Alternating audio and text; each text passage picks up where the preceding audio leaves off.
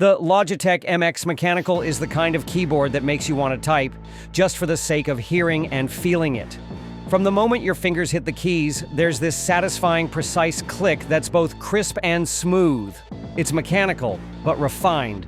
No obnoxious clatter, just a clean, tactile response that feels addictive. The low-profile design is a pleasant surprise. It's slimmer than most mechanical keyboards, which means your wrists stay more comfortable during long typing sessions. The build is solid too. No creaks, no flex, just a sturdy metal frame that stays planted on your desk. It connects to up to 3 devices at once via Bluetooth or the included Logitech receiver, and switching between them is instant. I've jumped from my laptop to my tablet to my phone without touching a cable. And battery life? It's excellent. Even with the backlighting on, you're looking at weeks between charges. Speaking of the backlighting, it's not just for show. It adapts automatically to ambient light, and there are multiple subtle effects that make it feel premium without turning it into a gamer keyboard.